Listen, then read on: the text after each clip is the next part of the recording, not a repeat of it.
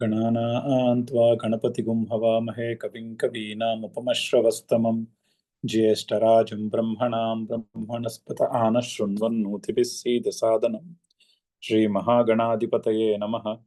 सदाशिवसमारम्भां शङ्कराचार्यमध्यमाम् अस्मदाचार्यपर्यन्तां वन्दे गुरुपरम्पराम्।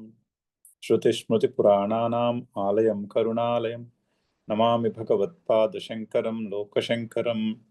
नारायणं नमस्कृत्य नरं चैव नरोत्तमं देवीं सरस्वतीं व्यासं ततो जयमुदीरयेत्। जय गुरुदेव।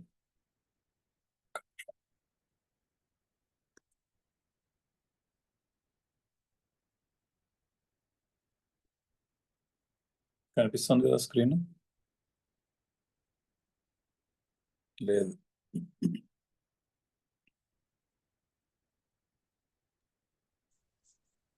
ఇంతకు ముందు కనిపించింది, ఇప్పుడు పోయింది. షేర్ చేస్తున్నాను.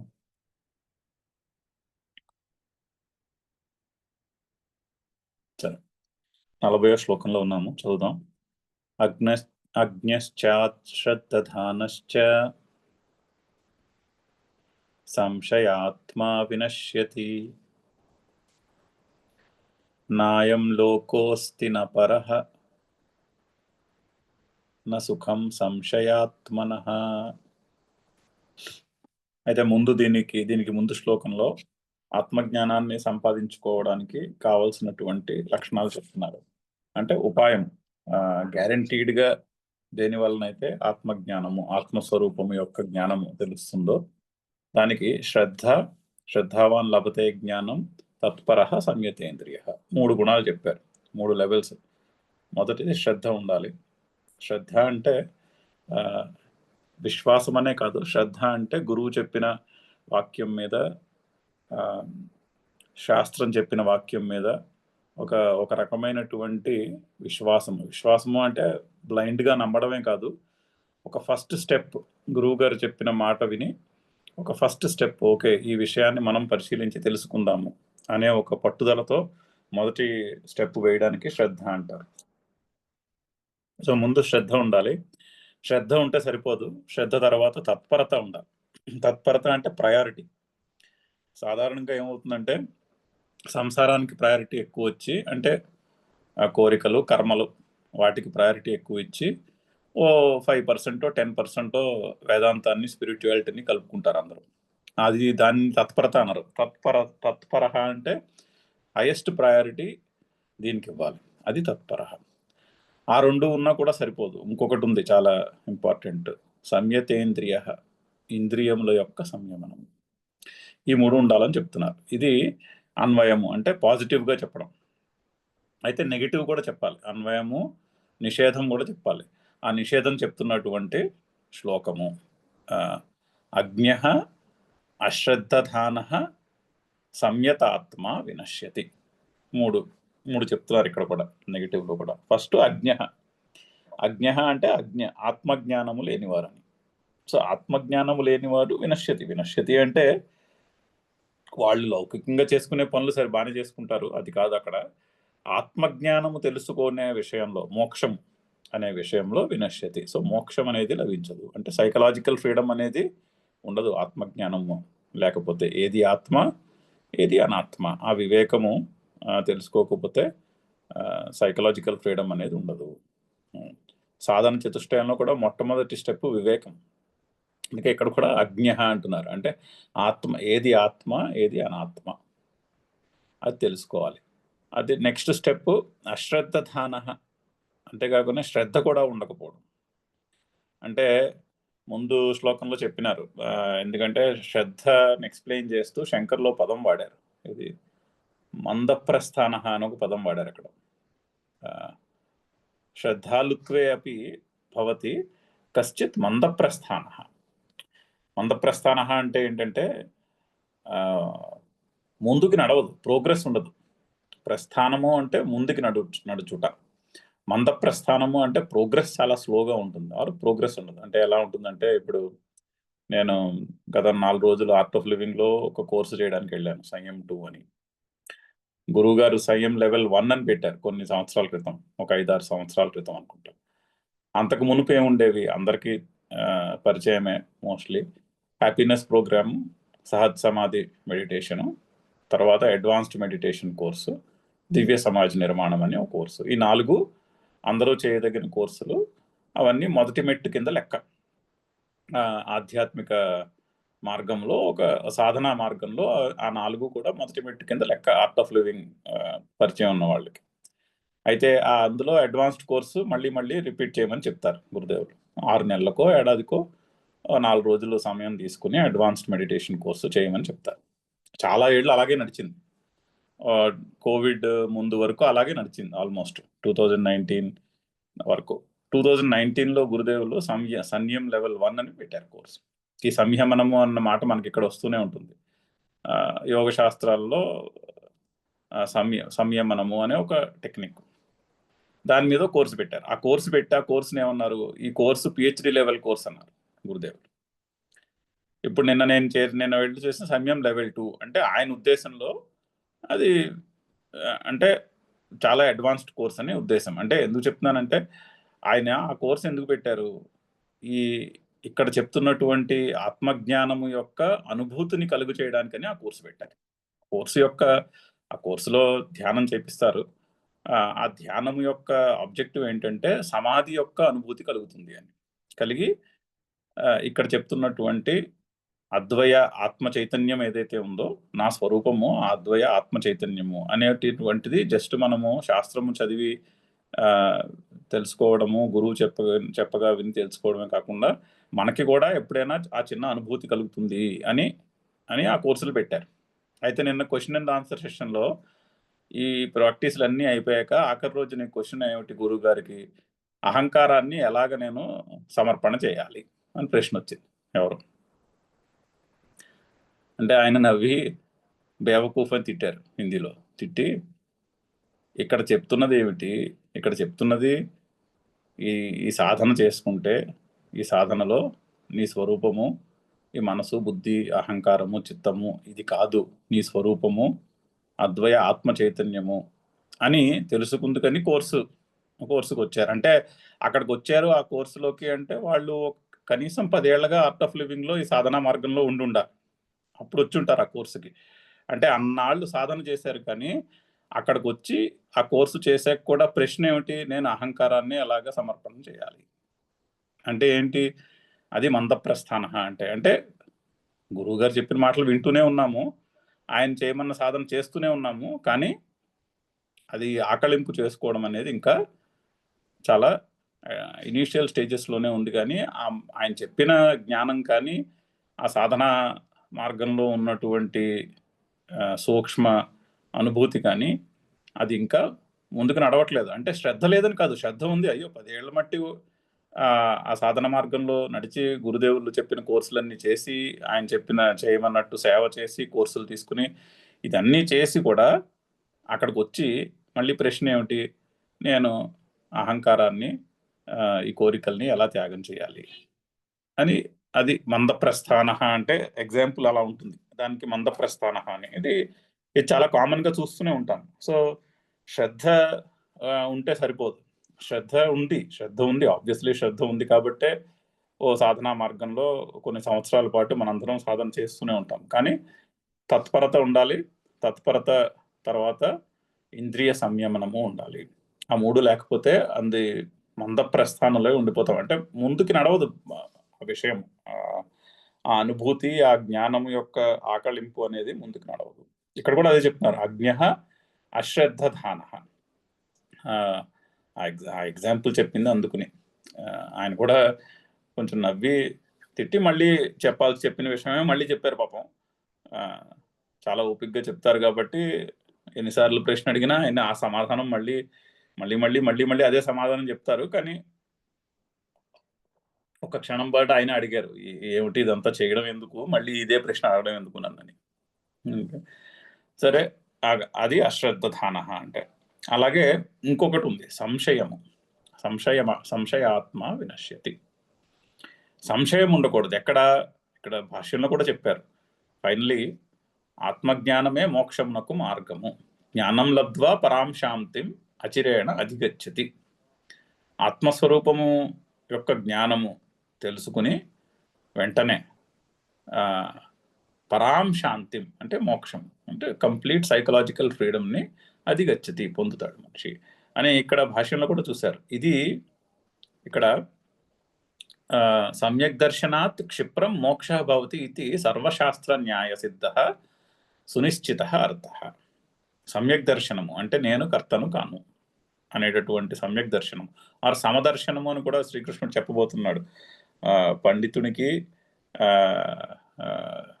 కుక్క మాంసం తినేవాడికి ఇద్దరిని కూడా సమదర్శనము అన్నాడు. సమదర్శనము అంటే ఇద్దరిలోనూ కూడా ఆ శరీరము మనస్సు బుద్ధి యొక్క తేడాలు ఉన్నప్పటికీ కూడా ఆ ఆత్మ చైతన్యము ఒక్కటే అని చూచుట దానికి సమ్యక్ దర్శనం అని పేరు.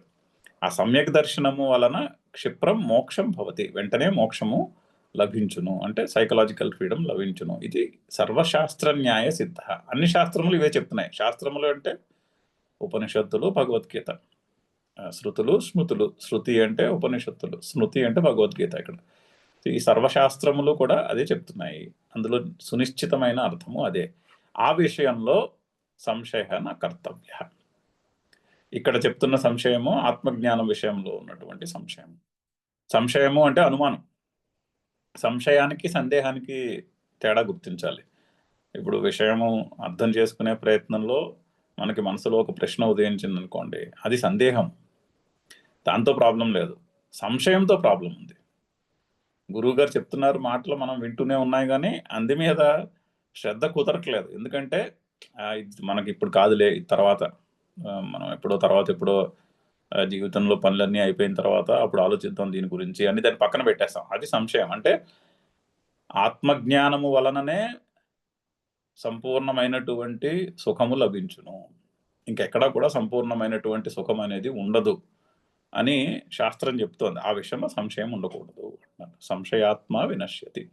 సంశయం ఉంటే మాత్రము ప్రోగ్రెస్ అయితే ఉండదు. అది ఆత్మజ్ఞానం విషయంలోనే కాదు, మామూలుగా మనం లౌకికంగా ఏ పనులు చేసినా కూడా చేసే పని మీద సంశయం ఉండకూడదు. చదువుకున్న సబ్జెక్టు మీద సంశయం ఉండకూడదు, చేసే పనుల మీద సంశయం ఉండకూడదు. అది మనము చుట్టుపక్కల పనిచేసే వాళ్ళ మీద సంశయాలు ఉండకూడదు. సంశయాలు అంటే అనుమానాలు, ల్యాక్ ఆఫ్ ట్రస్ట్ ఉండకూడదు. ల్యాక్ ఆఫ్ ట్రస్ట్ ఉంటే, ట్రస్ట్ లేకపోతే బండి నడవదు అసలు ఎక్కడ కూడా. సంశయాత్మ వినశ్యతి. ఈ ముగ్గురులోనూ కూడా సంశయం ఉన్నవాడు అన్నిటికంటే అధముడు. ఎందుకంటే సంశయాత్మన నా అయం లోక అస్తి నా పరహ నా సుఖం. సంశయం ఉన్నవాడికి ఈ లోకము లేదు, పరలోకము లేదు, సుఖం అనేదే లేదు. ఎందుకంటే సుఖము ఉన్నప్పటికీ కూడా మనసులో ఆ సంశయం ఉండిపోతుంది, అనుమానం. ఇది నిజమేనంటావా, ఈ సుఖం ఇలాగే ఉంటుందంటావా, ఇది వెళ్ళిపోతుందేమో, అటువంటి భావజాలన్నీ ఉంటాయి. సో సంశయాత్మన నా అయం లోక అస్తి నా పరహ. ఆ సంశయం ఉన్నప్పుడు సుఖం ఉన్నా లేకపోయినా ఒకటే, అందుకని నా సుఖం అని చెప్తున్నారు. అది ఈ శ్లోకము. భాష్యం చదువుతాము. అత్ర సంశయః న కర్తవ్యః పాపిష్టో హి సంశయః కథం ఉచ్యతే. అయితే ఆత్మజ్ఞానము వలననే మోక్షము లభించును అని శాస్త్రములని చెప్తుంటే ఆ విషయంలో సంశయం ఉండకూడదు. అత్ర సంశయః న కర్తవ్యః. ఎందుకంటే పాపిష్టో హి సంశయః. పాపిష్టము అంటే దుఃఖమును తీసుకొస్తుంది సంశయం.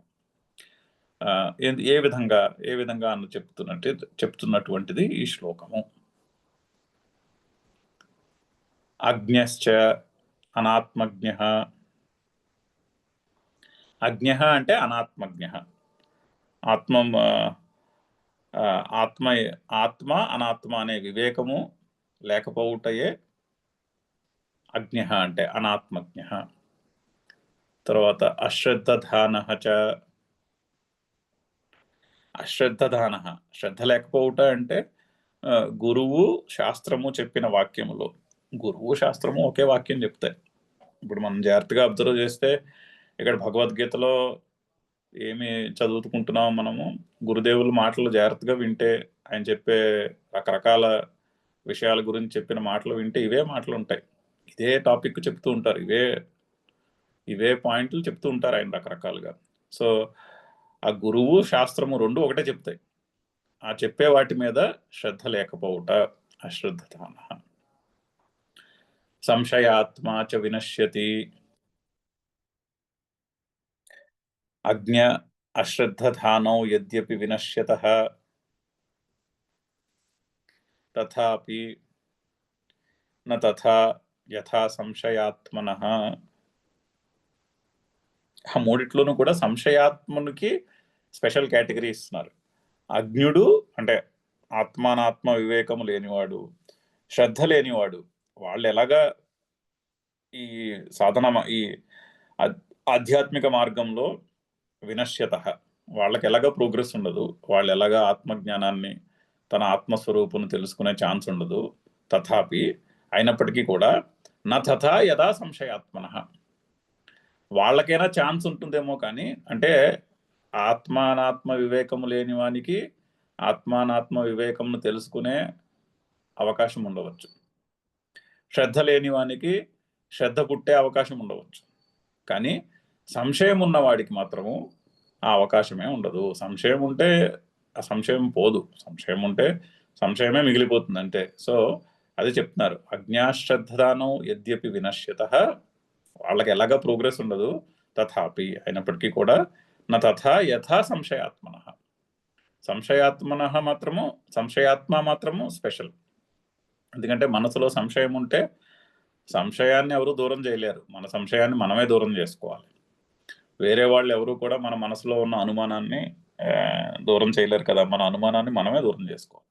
సో అందుకని ఆ అనుమానం ఉన్నవాడికి మాత్రము చాలా కష్టమవుతుంది. ఆధ్యాత్మిక ప్రోగ్రెస్ అనేది అయితే చాలా చాలా కష్టమే, ఉండదు అని చెప్తున్నారు. సంశయాత్మ తు పాపిష్ట సర్వేషాం. అయితే ఆ ముగ్గురులోనూ కూడా సంశయాత్మ అధముడు. పాపిష్ట అంటే ఇక్కడ ఏదో పాపం చేసి నరకంకి వెళ్ళడం ఆ విధంగా వాడుతున్నటువంటి పాపము కాదు ఈ శబ్దము. పాప శబ్దానికి ఇక్కడ దుఃఖము అని అర్థం. ఈ ముగ్గురులోకి ఎక్కువ దుఃఖము సంశయాత్మనికి ఉంటుంది. మనసులో అనుమానాలు నిండిపోయిన వాడికి అందరికంటే ఎక్కువ దుఃఖం ఉంటుంది అని చెప్తున్నారు. ఏ విధంగా, కథం, అది శ్లోకంలో 2 లైన్. నాయం సాధారణ అపి లోకః అస్తి. మనసులో అనుమానం ఉన్నవాడికి ఈ సాధారణ లోకం కూడా ఉండదు. అంటే ఈ సాధారణ లోకంలో ఉండే సుఖాలు కూడా అవేవి సుఖాల కింద అనిపించవు, ఎందుకంటే ఎప్పుడూ ఆ అనుమానమే ఉండిపోతుంది మనసులో. తథా న పరః లోకః న సుఖం. ఇక్కడ పరలోకంలోనూ కూడా, రెండిట్లోనూ కూడా సుఖం అనేది ఉండదు. ఎందుకు? తత్రాపి సంశయోపపత్తేహే. సో ఇహలోకంలో కానీ పరలోకంలో కానీ సుఖము ఉన్నా కూడా ఆ సుఖము విషయంలో సంశయమే మిగులుతుంది, అనుమానము యొక్క అవకాశం ఉన్నది. కాబట్టి ఆ సుఖమే కాకుండా పోతుంది అంటారు. సంశయాత్మనః సంశయచిత్తస్య. ఎవనికి సంశయము మనసులో నిండిపోయిన వాడికి ఆ సుఖము ఉన్నప్పటికీ కూడా సుఖము కింద అనిపించదు. తస్మాత్ సంశయః న కర్తవ్యః. అందుకని ఈ విషయంలో సంశయం ఉండకూడదు. ఈ విషయంలో ఇక్కడైతే కాంటెక్స్ట్ ఏంటి? ఆత్మజ్ఞానము వలన మాత్రమే మోక్షము కలుగుతుంది. అంటే సైకలాజికల్ ఫ్రీడమ్, కంప్లీట్ ఆనందము, సుఖము యొక్క అనుభూతి ఎలా కలుగుతుంది? ఆత్మస్వరూపము తెలుసుకోవడం వలన మాత్రమే కలుగుతుంది. ఇంకా ఏ లౌకికమైన అలౌకికమైన వేరే కర్మ ఏది కూడా అటువంటి సంపూర్ణమైన శాంతిని, సుఖాన్ని ఇచ్చే క్వశ్చనే లేదు. ఆ విషయంలో సంశయం ఉండకూడదు, నో అనుమానము. అంటే మనకు అర్థం కాకపోవచ్చు, అది వేరు, ప్రశ్న ఉండొచ్చు. ఆ విషయం మీద శ్రద్ధ చూపి శాస్త్రము, గురువు చెప్పిన మాట పరిశీలించి, కావాలంటే ఏమైనా ప్రశ్నలు ఉంటే తెలిసిన వాళ్ళని అడిగి తెలుసుకుని వాటిని పరిశీలించి కాస్త సాధన చేసి మనకి మనం తెలుసుకోవాల్సిందే. కానీ అందు మీద డౌట్ అయితే, అంటే అనుమానం అయితే ఉండదు. ఇలాగే చెప్తుందిలే ఈ శాస్త్రము, ఇది ఏమైనా మనకు వచ్చేనా తెలిసేనా అనే సంశయం అయితే ఉండకూడదు. చదువుదాం శ్లోకము. అజ్ఞశ్చ శ్రద్ధధానశ్చ సంశయాత్మా వినశ్యతి నాయం లోకోస్తి న పరః న సుఖం సంశయాత్మనః. యోగ సన్యస్త కర్మాణం జ్ఞాన సంచిన్న సంశయం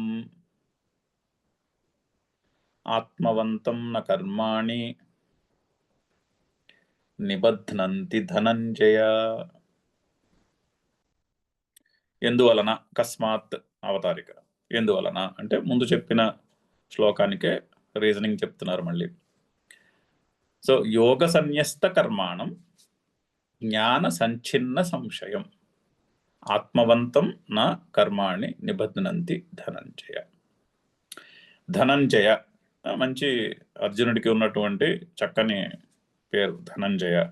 ఎందుకంటే మహాభారతంలో ధర్మరాజు గారు ఎప్పుడో యజ్ఞం చేయాలి అనుకుంటే శ్రీకృష్ణుడు ఖజానాలోంచి డబ్బులు తీసి యజ్ఞం చేయడం కాదు, అక్కడెక్కడో వాళ్ళు సామంతరాజులు ఉన్నారు, వాళ్ళు అన్యాయంగా డబ్బు పోగేసుకుని కూర్చున్నారు, వెళ్ళి వాళ్ళ మీద యుద్ధం చేసి ఆ డబ్బును తీసుకొస్తే ఆ డబ్బుతోటి యజ్ఞము చేయండి అని శ్రీకృష్ణుడు సలహా ఇస్తాడు. సలహా ఇస్తే అర్జునుడు వెళ్ళి వాళ్ళందరినీ మొత్తి వాళ్ళకి శిక్ష కింద ఆ డబ్బును తీసుకొచ్చి ధర్మరాజు గారికి ఇస్తే అప్పుడు వాళ్ళు యజ్ఞం చేస్తారు. సో అందుకని అతనికి ధనంజయుడు అని పేరు అలాగ. ఎందుకంటే అవసరమైనప్పుడు ధనాన్ని సంపాదించి తీసుకొచ్చాడు. అదొకటి. తర్వాత వీళ్ళు అడవుల్లో వనవాసంలో ఉన్న కాలంలో తపస్సు చేసి శివుని అనుగ్రహం పొందాడు. ఆ శివుని అనుగ్రహం పొందినందుకు ఈశ్వరానుగ్రహం అనే ధనమును పొందినవాడు కాబట్టి ధనంజయుడు అని పేరు. అంతేకాకుండా సాధనమే ధనము, సాధన సంపత్తి అంటాం కదా, సాధన సంపత్తి అని వివేకము వైరాగ్యము అవి సాధన సంపత్తి అని చెప్పారు. ఆ సాధన సంపత్తి మరి అది సాధనయే సంపత్తి. ఆ విధంగా అర్జునుడికి సాధన అనే సంపత్తి కూడా ఉన్నది, అందుకని ఆయన ధనంజయుడు అయ్యాడు. ఆ విధంగా కూడా ధనంజయుడు అంటే ఆత్మజ్ఞానానికి కావాల్సిన సంపత్తి ఏమిటి? ఫిజికల్గా ఉన్న సంపద ఏది కూడా ఆత్మజ్ఞానం తెలుసుకుందుకు హెల్ప్ చేయదు. ఆత్మజ్ఞానము అంటే తన స్వరూపం ఏమిటో తెలుసుకుందుకి సాధనయే సంపత్తి అవుతుంది. సో ఆ విధంగా కూడా అర్జునుడు ధనంజయుడు అయ్యాడు. ఆ విధంగా ఈ ధనంజయ శబ్దానికి మనం ఆ 3 రకాలుగాను చక్కని అర్థం చెప్పుకోవచ్చు. అక్కడ శ్రీకృష్ణుడి సంబోధనలో చాలా చోట్ల దాన్ని ఏమంటారు ధ్వని అంటాం కావ్యంలో, ఆర్ వ్యంగ్యం, సజెస్టెడ్ మీనింగ్స్ ఉంటాయి. ధనంజయుడు అంటే లిటరల్ మీనింగ్ డిక్షనరీకి వెళ్ళి చూసుకుంటే ధనాన్ని సంపాదించిన వాడు అని ఉంటుంది, అది కరెక్టే. కానీ దాన్ని కొంచెం జాగ్రత్తగా పరిశీలిస్తే సాధన అనే సంపత్తి ఉన్నవాడు కాబట్టి అతను ధనంజయుడయ్యాడు అని అలా అర్థం చెప్పుకోవచ్చు. అయితే ఇక్కడ ధనంజయ అని ఎందుకు చెప్తున్నాడు? ఎందుకంటే కర్మాణి నా నిబధ్నంతి, ఆ ధనము ఉన్నవాడికి కర్మలు బంధించవు.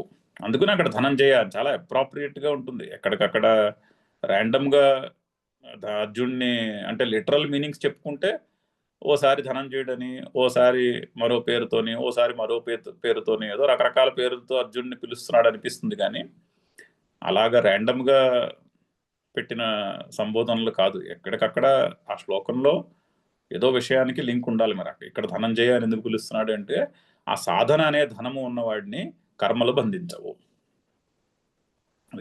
అది అక్కడ చెప్పవలసినటువంటి పాయింట్. ఎందుకు బంధించవు కర్మలు అంటే మామూలుగా సంసారము బంధిస్తుంది, సంసారంలో కర్మలన్నీ బంధిస్తాయి.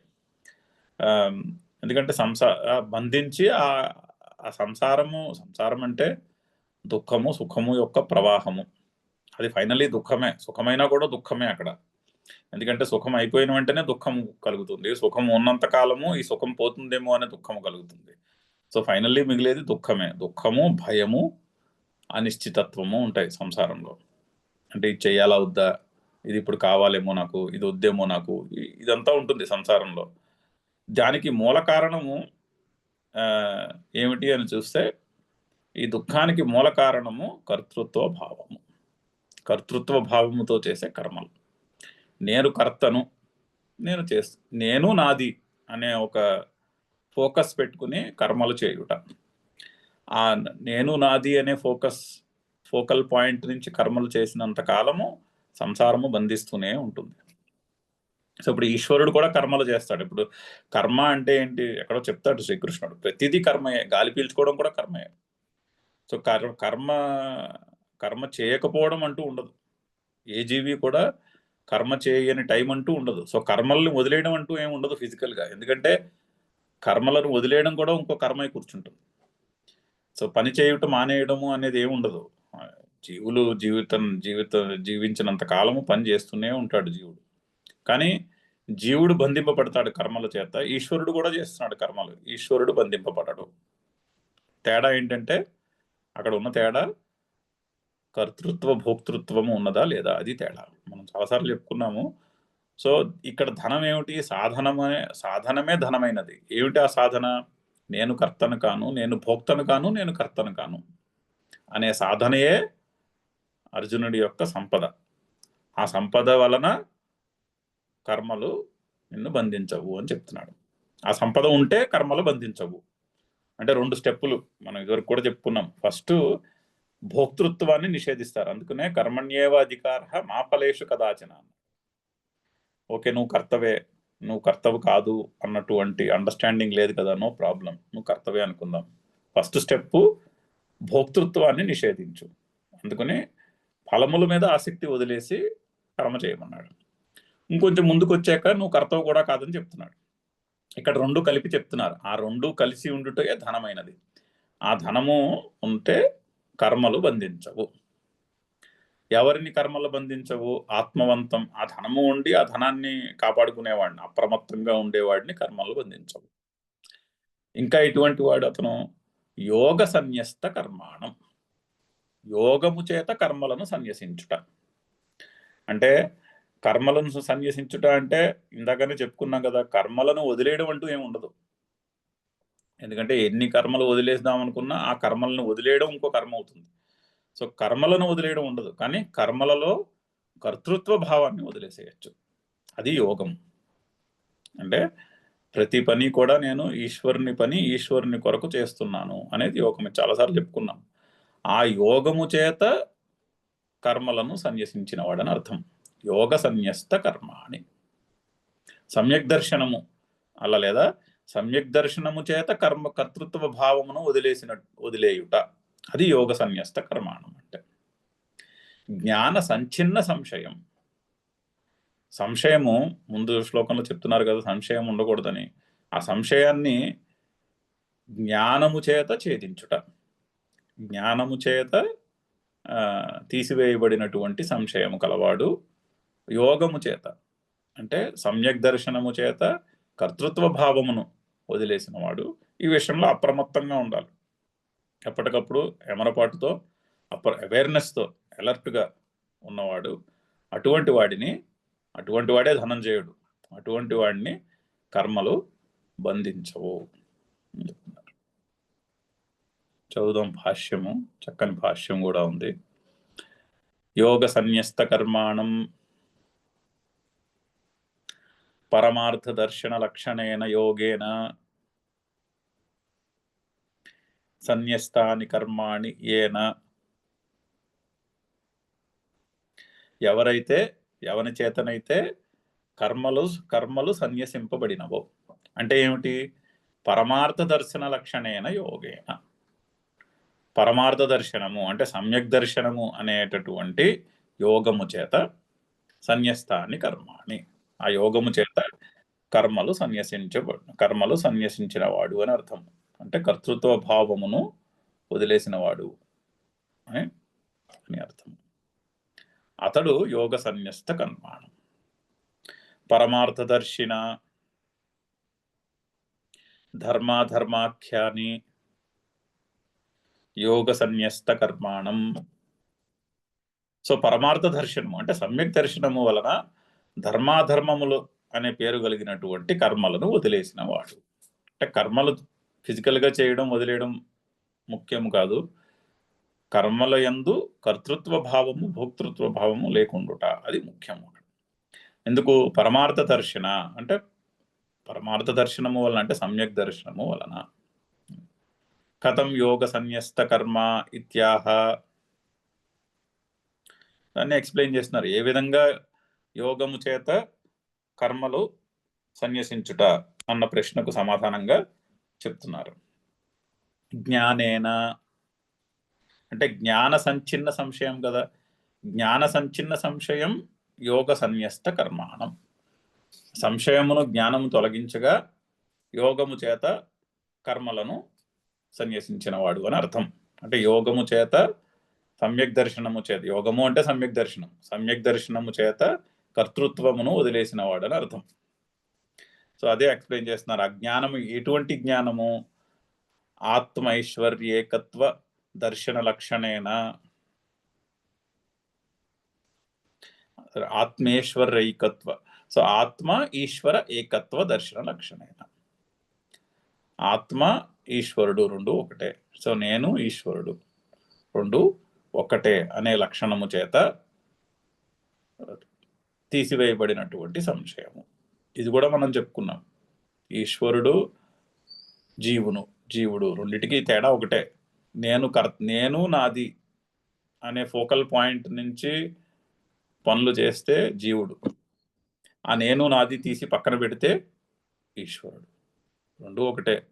ఆ నేను నాది ఎక్కడుంది? మనసు బుద్ధిలో ఉంది. మనసు బుద్ధి ఆత్మస్వరూపమా? కాదు. మనసు బుద్ధి అహంకారము చిత్తము శరీరము ఇది దృశ్యము, ఇది ప్రకృతిలో భాగము. మనసు బుద్ధి ఇవన్నీ ప్రకృతిలో భాగము. అవి పంచమహాభూతముల చేత చేయబడినవి, సత్వరజస్తమో గుణములో కలిగినవి అని ఇదివరకు చెప్పే ఉన్నాడు ఆల్రెడీ శ్రీకృష్ణుడు. సో అవన్నీ కూడా ప్రకృతిలో భాగము, అవి దృశ్యము, అది క్షేత్రము, అది ఆత్మస్వరూపము కాదు. ఆత్మస్వరూపమునకు గుణములు పంచమహాభూతములు అవేమి ఉండవు. నా స్వరూపము వీటన్నిటికీ అతీతము అని తెలుసుకుంటే అది ఈశ్వరుడు. సో ఆత్మ ఈశ్వరుడు రెండు ఒక చోటే ఉన్నాయి. ఈశ్వరుడు అంటే దేహాభిమానం లేదు. దేహాభిమానము లేనివాడు ఈశ్వరుడు, దేహాభిమానము ఉన్నవాడు జీవుడు. రెండు ఒక చోటే ఉన్నాయి. బయటికి తిరిగి చూసి ఈ దేహము మనస్సు బుద్ధి ఈ సంఘాతము నేను అని దేహాభిమానంతో ఉంటే అది జీవుడు. అంతర్ముఖుడై ఈ దేహము మనస్సు ఇంద్రియము ఇది నేను కాదు, అది ప్రకృతిలో భాగము, అది నాతో ఉన్నాయే కానీ నేను అది కాదు అని తెలుసుకుంటే అది ఈశ్వరుడు. రెండు ఆ చైతన్యము అక్కడే ఉన్నది. పర్స్పెక్టివ్ని బట్టి ఉంటుంది. సో ఆత్మ ఈశ్వర ఏకత్వ దర్శన లక్షణేన. ఇది పూర్తిగా అర్థమయ్యి ఇది ఆకళంపు చేసుకుంటూ చేట సంచిన్న సంశయ యస్య సహ జ్ఞాన సంచిన్న సంశయ. సో ఈ ఆత్మ ఈశ్వర ఏకత్వ దర్శనం చేత సంశయము చీల్చివేయబడినది, తీసివేయబడినది. అటువంటి వాడు జ్ఞాన సంచిన్న సంశయ. అందుకుని అతడు యోగ సన్యస్త కర్మాణం. అతడు ఈ సమ్యక్ దర్శనం అనే యోగము చేత కర్మలలో కర్తృత్వ భావము పోయినవాడు అని అర్థం. ఏవం యోగ సన్యస్త కర్మాతం, ఎవరైతే ఈ విధంగా ఈ సమ్యక్ దర్శనం అనే యోగము చేత కర్మల యందు కర్తృత్వ భోక్తృత్వములను వదిలేస్తారో వారు. పైగా ఆత్మవంతం అప్రమత్తంగా ఉంటారు వాళ్ళు. అంటే ఎప్పటికప్పుడు ప్రతి క్షణము కూడా చేస్తున్న ప్రతి కర్మలోనూ కూడా ఇది నేను కర్తను కాను, ఇది ఈశ్వరుని పని, ఈశ్వరుని కొరకు నా ద్వారా జరుగుతున్నదే కానీ నేనైతే కర్తను భోక్తను కాను అని ఎప్పటికప్పుడు అప్రమత్తంగా ఉంటారు అటువంటి వారు. గుణచేష్ట రూపేణ దృష్టాని కర్మాణి నిబధ్నంతి. సో గుణచేష్ట రూపేణ అంటే ఇదివరకు ఆల్రెడీ చెప్పారు కదా, కర్మలు ఇవన్నీ కూడా గుణముల యొక్క కాంబినేషన్, సత్వరజస్తమో గుణముల యొక్క కాంబినేషన్ ఈ ప్రకృతి అంతా కూడా. అటువంటి గుణములు కలిగినటువంటి ఈ కర్మలు బంధించవు. గుణచేష్ట రూపేణ దృష్టాని కర్మాణి నిబధ్నంతి. చేసినటువంటి కర్మలు ఏవి కూడా బంధించవు అంటే ఏంటి? అనిష్టాది రూపం ఫలం న ఆరభతే హే ధనంజయ. అటువంటి వానికి అనిష్టారూపమైనటువంటి ఫలములు మొదలవ్వవు. సో ఈ సమ్యక్ దర్శనము కలిగితే రాబోయే దుఃఖం ఏమీ రాదు. హేయం దుఃఖం అనాగతం అని యోగ సూత్రాల్లో కూడా ఉంది. అంటే ఈ ఈ ఫైనల్ గా ఆబ్జెక్టివ్ ఏంటి అంటే అనాగతం దుఃఖం హేయం. ఇంకా ముందు రాబోయేటటువంటి దుఃఖాన్ని ఇప్పుడే అరికట్టేయడం. అంటే అసలు నేను కర్తనే కాననుకుంటే ఆ ముందు చేయబోయే రాబోయే కాలంలో మనం చేసే కర్మల యొక్క వాటి వలన వచ్చే కర్మ ఫలములు ఆ కర్మ మనల్ని బంధించదు. సో దాని వలన దుఃఖము రాదు. ఇప్పుడు ఆల్రెడీ స్టార్ట్ అయిపోయిన లాస్ట్ టైం కూడా ఇప్పుడు 2-3 క్లాసుల క్రితం క్లారిఫై చేశారు శంకర్లు. ఆల్రెడీ స్టార్ట్ అయిపోయిన కర్మను ఎవడు ఏం చేయలేడు. ఇప్పుడు ఆల్రెడీ మనం ఒక పర్టికులర్ శరీరంలో పుట్టాము. ఈ శరీరానికి ఒక ఆయువు ఉంది. ఆ ఆయువు ఏదాకా ఇది నడుస్తుంది. దాన్ని ఎవరు ఆపలేరు, దాన్ని ఎవరు మార్చలేరు. అది నడుస్తూనే ఉంది. రేపు ఈ క్షణం తర్వాత రేపు పొద్దున్నో మనము చేయబోయే కర్మలు, రేపో తర్వాత భవిష్యత్తులో చేయబోయే కర్మలు, ఆ కర్మల వలన వచ్చే ఫలితములు వాటినైతే అరికట్టవచ్చు. ఎలాగా? ఇప్పుడు ఈ క్షణము ఇక్కడే నేను కర్తను కాను అని తెలుసుకుంటే ఇకపైన చేసే కర్మల్లో ఉండేటటువంటి దుఃఖం ఏమీ కూడా మనకి అంటదు. సో అనిష్టాది రూపం ఫలం నా ఆరభతే, చాలా క్లియర్ వర్డ్ కూడా. ఇకపైన చేసే కర్మల్లో దుఃఖము మొదలవ్వదు. ఎందుకంటే నేను కర్తను కానే అనే సమ్యక్ దర్శనమును మనము సంపాదించుకోగలిగితే, ఆ సమ్యక్ దర్శనాన్ని ఆకలింపు చేసుకోగలిగితే. హే ధనంజయ, అది శ్లోకం యొక్క చక్కని అభిప్రాయం. చదువుదాం శ్లోకము. యోగ సన్యస్త కర్మాణం జ్ఞాన సంచిన్న సంశయం ఆత్మవంతం న కర్మాణి నిబధ్నంతి ధనంజయ.